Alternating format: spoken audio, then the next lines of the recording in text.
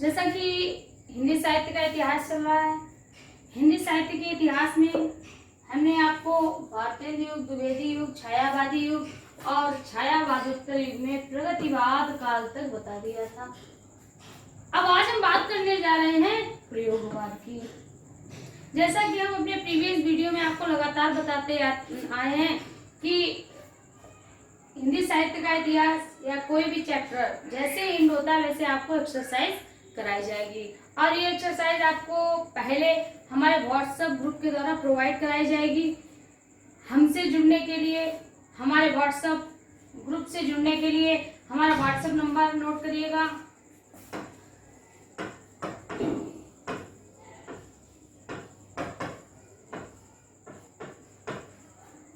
इस नंबर पर आप ज्वाइन मी, इस नंबर पर आप मैसेज करिए ज्वाइन मी। जब आप मैसेज करेंगे तो हम आपको अपनी कुछ टर्म एंड कंडीशन बताएंगे, और इसके बाद अगर आप उन्हें फॉलो करेंगे तो हम आपको अपने व्हाट्सएप ग्रुप में जोड़ लेंगे। क्लियर? तो आज हम बात कर रहे हैं प्रयोगवाद की। प्रयोगवाद से पहले हमने बात की थी प्रगतिवाद। तो सबसे पहले हम बात करते हैं प्रगतिवाद के बारे में, कुछ बेसिक पॉइंट जो पिछले वीडियो में हमने आपको बताए थे। प्रगतिवाद को ही जो हमारा प्रगतिवाद था, यानी प्रगति जहां से उत्थान हुआ था वो हमारा प्रगतिवाद था। प्रगतिवाद के बाद नेक्स्ट आता है प्रयोगवाद, यानी अब क्या हुआ था, अब उसका प्रयोग होने लगा था। हिंदी साहित्य का अभी तक तो प्रगति की ओर था, हमारा समाज प्रगति की ओर था। अब प्रगति के बाद क्या हुआ, उसका प्रयोग किया गया, तो इसीलिए इसका नाम क्या हुआ, प्रयोगवाद। प्रयोगवाद का समय क्या होगा, जहां से हमारा प्रगतिवाद खत्म हुआ होगा, 1943 ईस्वी। 1943 ईस्वी से कब तक चला, तो 1951 तक। कब तक चला था दोस्तों, 1951 तक का जो हमारा काल था वो था प्रयोगवाद। क्लियर? तो हम आगे देख रहे हैं।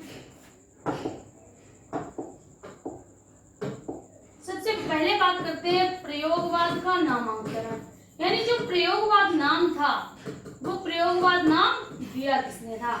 जैसे हमने आपको बताया था, आपने मैसेज के द्वारा, कमेंट के द्वारा बताइए कि अपभ्रंश को अपभ्रंश नाम दिया किसने था, अपभ्रंश को अपभ्रंश का नाम दिया किसने था। मैसेज करिए फास्ट। नेक्स्ट प्रयोगवाद, प्रयोगवाद का नामांकन, प्रयोगवाद का नामांकन नंद दुलारे वाजपेयी ने किया, नंद दुलारे वाजपेयी। यानी प्रयोगवाद का जो नाम प्रयोगवाद था वो किसके द्वारा दिया गया था, नंद दुलारे वाजपेयी के द्वारा। लेकिन इस काल का प्रवर्तक, इस काल के जो प्रवर्तक हैं वो किन्हें माना जाता है, वो किसे माना जाता है, तो वो है हमारे अज्ञे जी। कौन? अज्ञे। अज्ञे का पूरा नाम सच्चिदानंद हीरानंद वात्सायन अज्ञे, सच्चिदानंद हीरानंद वात्सायन अज्ञे। क्लियर? तो प्रवर्तक कौन थे, अज्ञे थे। अज्ञे जी ने क्या किया कि एक तार सप्तक की स्थापना की। जैसे भारतीय युग में क्या हुआ था, भारतीय मंडल बना। कृष्ण भक्ति शाखा में क्या हुआ था, अष्टछाप की स्थापना हुई थी। वैसे ही हमारे प्रयोगवाद में क्या हुआ, प्रथम तार सप्तक की स्थापना हुई। किसकी स्थापना हुई थी, प्रथम तार सप्तक। यानी जो हमारा प्रयोगवाद है वो उसकी उत्पत्ति यानी उसका उत्थान या उसका जन्म कब माना जाता है, प्रथम तार सप्तक से माना जाता है। कब से माना जाता है, प्रथम तार सप्तक से माना जाता है। अब यहाँ पर देखो, प्रथम मतलब पहला, तार सप्तक, तार सप्तक यानी ये एक क्या था, ये वही एक मंडल जैसा था जिसमें कि कवि थे। कितने कवि थे, सप्तक यानी 7 कवि थे। हमने आपको बताया अष्टछाप, अष्टछाप मतलब 8 कवि बताया था। वैसे यहाँ तार सप्तक यानी 7 कवियों का एक मंडल बनाया गया, जिसे क्या कहा गया, प्रथम तार सप्तक। क्या कहा गया, प्रथम तार सप्तक। प्रथम तार सप्तक में कितने कवि थे, टोटल कवि थे 7 कवि। कितने कवि थे, 7 कवि। क्लियर? वो कवि कौन कौन से थे ये भी हम आपको बताते हैं। तो प्रथम तार सप्तक की स्थापना कब हुई थी, बिल्कुल सही। जब हमारा प्रयोगवाद का जन्म हुआ होगा तभी तार सप्तक की स्थापना हुई, या जब हमारी तार सप्तक की स्थापना हुई थी वहीं से प्रयोगवाद का आरंभ माना जाता है। तो प्रथम तार सप्तक की स्थापना हुई थी 1943 ईस्वी में। कब हुई थी? 1943 ईस्वी में। क्लियर? अब बात करते हैं प्रयोगवाद का समय। जी हाँ, बिल्कुल वही समय है जो हमारे तार सप्तक का था, यानी 1943 से 1951 तक। अभी पीछे बताया था 1943 से 1951 तक। प्रथम तार सप्तक के अंतर्गत कौन कौन से कवि आते हैं? प्रथम तार सप्तक के अंतर्गत 7 कवि थे। सबसे पहले तो अज्ञे जी थे, दूसरे कवि थे राम कुमार वर्मा। दूसरे कवि कौन थे? राम कुमार वर्मा। तीसरे थे नेमचंद्र जैन। क्या कौन थे? नेमचंद्र जैन।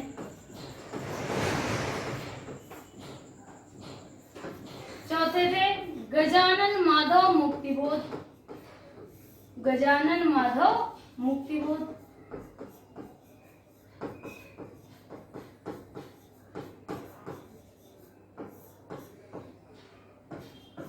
पांचवें थे प्रभाकर माचवे।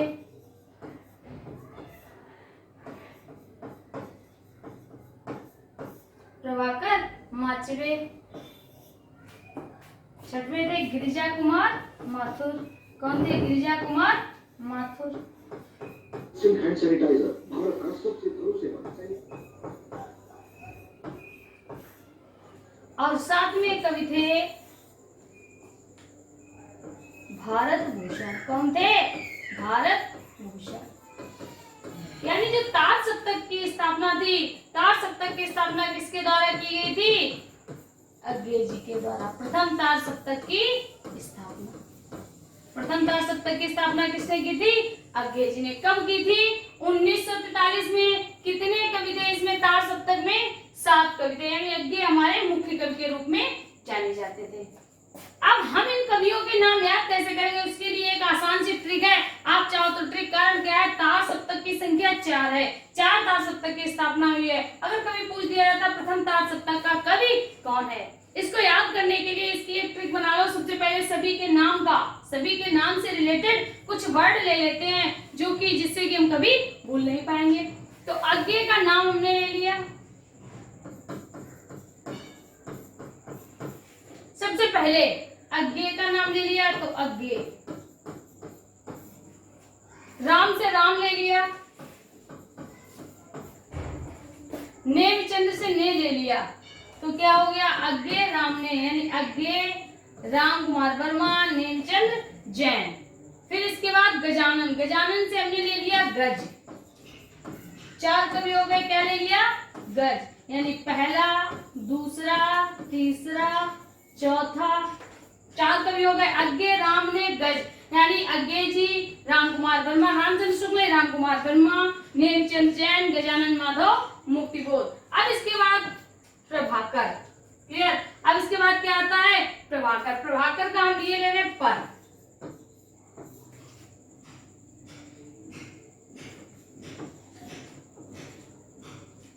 गिर से ले लिया गिरी, पर गिर।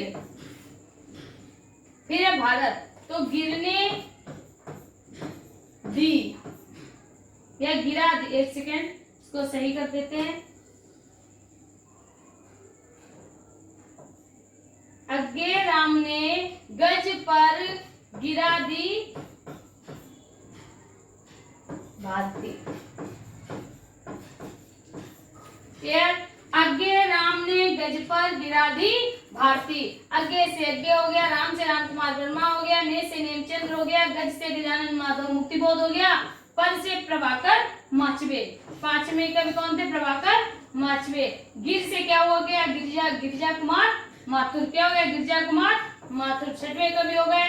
दी साइलेंट हो गया, भारती हो गए हमारे 7वें कवि। तो ये थे प्रथम तार सप्तक के 7 कवि। क्या थे? प्रथम तार सप्तक के सात कवि। क्लियर? यानी प्रथम तार सप्तक के 7 कवि अज्ञे राम ने गज पर गिरने दी भारती। क्लियर? चलो इसके बाद बात करते आगे, स्क्रीनशॉट कर लीजिए।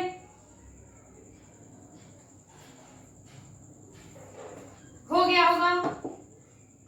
बात करते आगे सबसे पहले कवि की यानी अज्ञे की, क्योंकि अज्ञे जी प्रयोगवाद के संस्थापक माने जाते हैं। कौन है? प्रयोगवाद के जन्मदाता या प्रवर्तक, कुछ भी कह सकते हैं। तो अज्ञे के बारे में सबसे पहले बात करते हैं। अज्ञे को ज्ञानपीठ पुरस्कार भी मिला। क्या मिला? ज्ञानपीठ व साहित्य अकादमी दोनों पुरस्कार मिले थे। जब हमने आपको छायावाद पढ़ाया था, छायावाद के बारे में बताया था, तो हमने आपको बताया था कि अज्ञे जी को ज्ञानपीठ पुरस्कार मिला था। समय क्या था वो भी हमने आपको बताया। फिर से बता देते हैं। तो अज्ञे को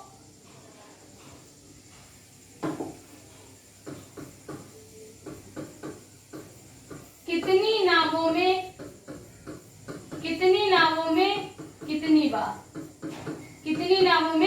कितनी बार, इस पर क्या मिला है? ज्ञानपीठ।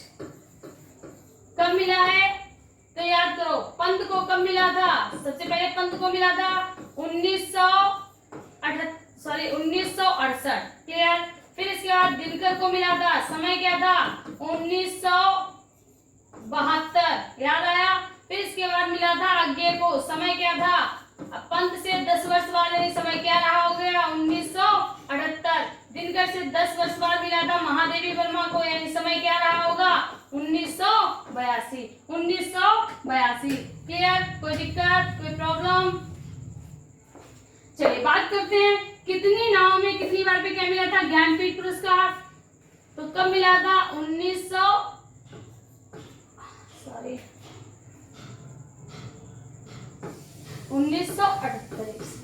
क्लियर?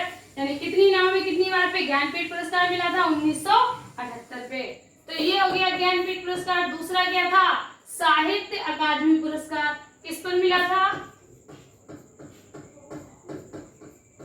आंगन के पार द्वार। किस पे मिला था? आंगन के पार द्वार पे क्या मिला था? साहित्य अकादमी। कब मिला था? 1964 ईस्वी में। कब मिला था? 1964 ईस्वी में। क्लियर? ये समझ में आ गया होगा। तीसरा पॉइंट बना के लिख लीजिए। प्रथम उपन्यास अज्ञे जी का। इतना याद होगा किसका उपन्यास? अज्ञे का। अज्ञे का प्रथम उपन्यास। अज्ञे जी का प्रथम उपन्यास क्या था? शेखर एक जीवनी। क्या था? शेखर एक जीवनी। क्या था? शेखर एक जीवनी। चौथा पॉइंट, अज्ञे जी की प्रथम काव्य कृति, यानी सबसे पहले इन्होंने कौन सी कविता लिखी? तो इनकी सबसे पहली काव्य कृति थी भग्नदूत। कौन सी थी? भग्नदूत। क्लियर? नेक्स्ट, अज्ञे जी की व्यंग्यात्मक, यानी ऐसी रचना जिस पर इन्होंने क्या किया? व्यंग किया। अज्ञे जी की व्यंग्यात्मक कृति कौन सी थी? सांप। कौन सी थी? सांप। सांप में क्या था? सांप का वर्णन नहीं था। सांप कविता के माध्यम से इन्होंने क्या किया था? व्यंग किया था। क्या किया था? व्यंग किया था। किस पर किया था? शहरी लोगों पर। किस पर किया था? शहरी लोगों पर। क्लियर? नेक्स्ट पॉइंट, इन्हें कहा जाता था कठिन गद्य का प्रेत। क्या कहा जाता है? कठिन गद्य का प्रेत। क्लियर? नेक्स्ट, अन्य रचनाएं।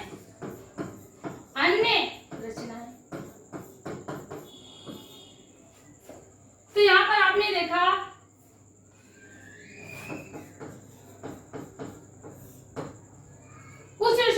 आपके सामने है, जैसे कितनी नाव में कितनी बार, आंगन के पार द्वार, शेखर एक जीवनी, भंग दूध, सांप। इसके अलावा इन्होंने और भी रचनाएं लिखी, जैसे चिंता,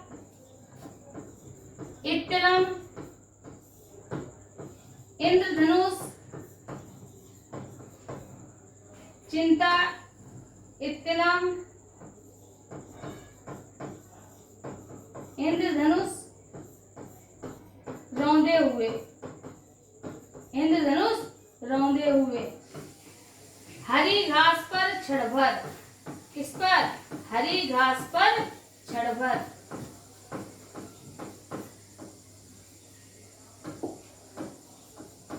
हरी घास पर क्षण भर। नेक्स्ट, पहले पहले मैं सन्नाटा, पहले मैं सन्नाटा बुनता था, पहले मैं सन्नाटा बुनता था। इसके अलावा बाबरा अहेरी, बाबरा अहेरी। तो यहाँ पर हमने कुछ देखी जो कि आगे द्वारा प्रकाशित हुई, चिंता, इत्तलम, इंद्रधनुष रौंदे हुए, हरी घास पर क्षण भर, पहले मैं सन्नाटा बुनता था, क्योंकि मैं झूठ नहीं बोलता, ये रचना नहीं थी, क्योंकि मैं उसे जानता हूं, क्योंकि मैं उसे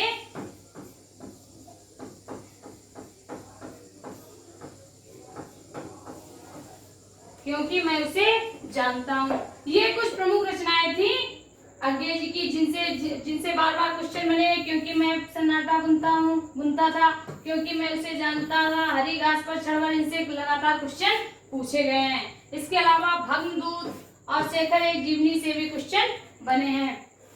आगे हम बात करते हैं कुछ और कवियों की, जैसे गजानन माधव मुक्तिबोध, गजानन माधव मुक्तिबोध। इनकी दो रचनाएं बहुत ही ज्यादा महत्वपूर्ण है। सबसे पहली है चांद का मुंह टेढ़ा है, चांद का मुंह टेढ़ा है।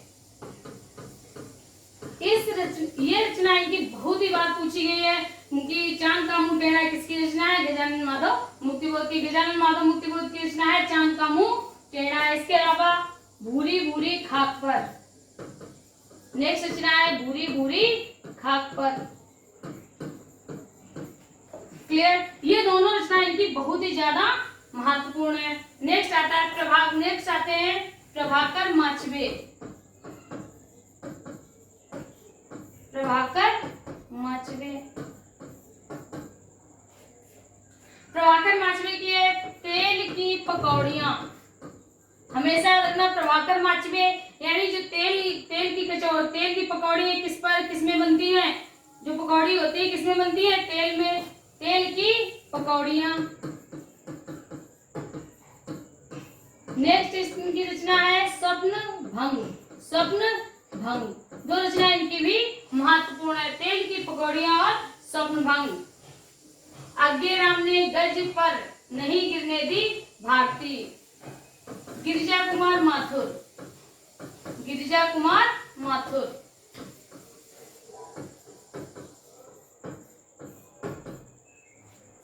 गिरिजा कुमार माथुर का चमकीले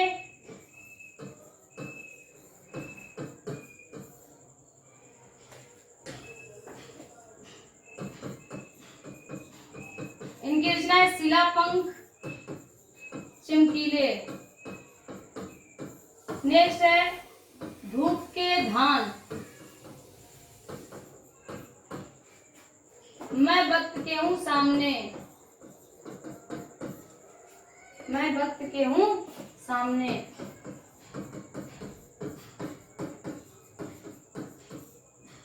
किसकी रचना है, गिरिजा कुमार माथुर की। नेक्स्ट है नेमिचंद जैन,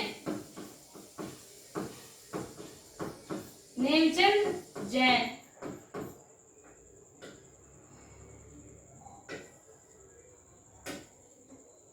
नेमचंद जैन।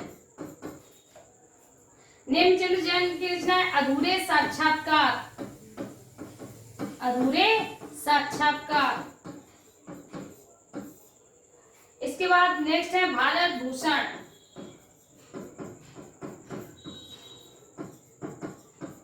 भारत भूषण। भारत भूषण की रचना है कागज के फूल। कागज के फूल। नेक्स्ट है जागते रहो। नेक्स्ट है जागते रहो। तो ये थे कुछ प्रयोगवादी कवि जिनमें मुख्य रूप से जो कवि पूछे जाते हैं वो अज्ञेय और गजानन माधव मुक्तिबोध की रचनाएं बहुत ही ज्यादा पूछी जाती है और अगर हम कहें तो हमारे पेपर की दृष्टि से बहुत ही ज्यादा महत्वपूर्ण है। दोस्तों इसी के साथ हम सिर्फ आपसे इतना कहना चाहेंगे कि अगर आपको वीडियो अच्छा लगता है तो उसे लाइक करिए, शेयर करिए और इसके साथ ही साथ